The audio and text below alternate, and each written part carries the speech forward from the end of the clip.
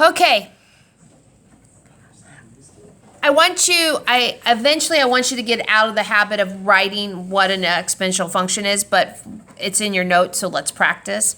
Okay, so an exponential function, when we write a logarithm to an exponential function, it's going to be b equals x. Okay, so in this logarithm, what is b? 16. Okay. What is y? 5 over 2. 5 over 2. And what is x? X equals x. Okay? They're about to do his surgery. Okay. He's on anesthesia. Okay. Now,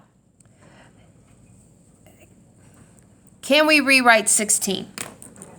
How can we rewrite it? You can put 4 squared. Yes. We want a number that we can get rid of the 2. So it needs to be a square. And you guys said we can square 4. That's perfect.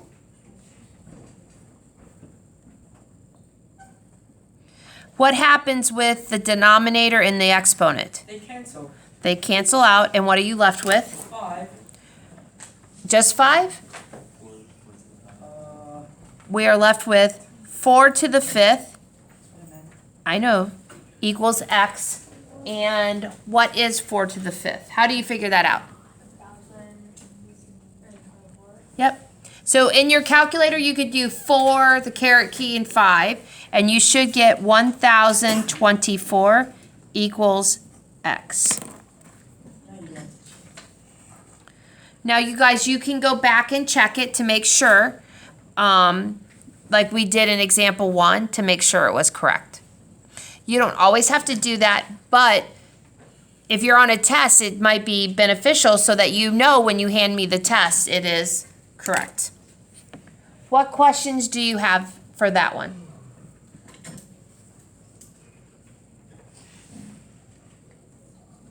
Do you feel confident with that one? I think so. Yes. Okay.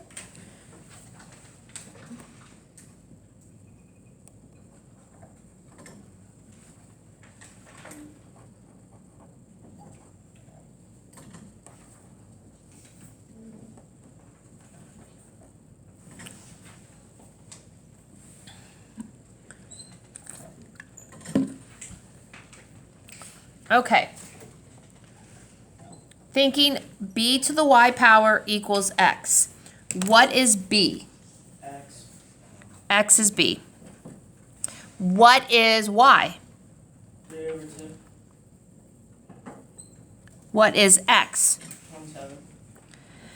You guys, if you feel more comfortable saying, okay, b is x, or you want to put x as b, like you want to put the b in there so you know you're finding b, that's fine.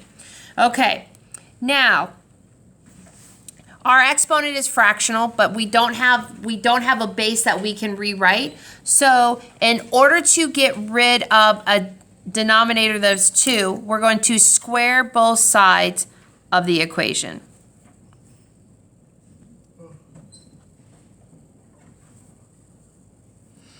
Okay. So what happens is when I square it, and you guys, I picked 2 because the denominator of my fraction was 2. If the denominator of my fraction was 3, I would have used 3. Okay, so you just looked at your denominator. You cancel these out and you're left with x to the 3rd equals, well, what is 27 squared? You can do it in your calculator. 27 times 27 is 729. Now, how do you get rid of something? So now I'm left with x to the 3rd. How do I get rid of a cubed? Someone said it. The what? We're going to take the cube root of both sides, yes.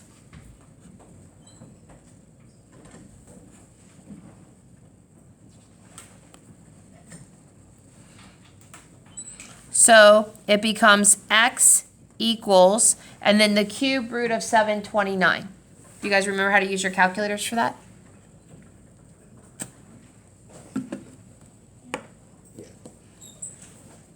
And what do you get?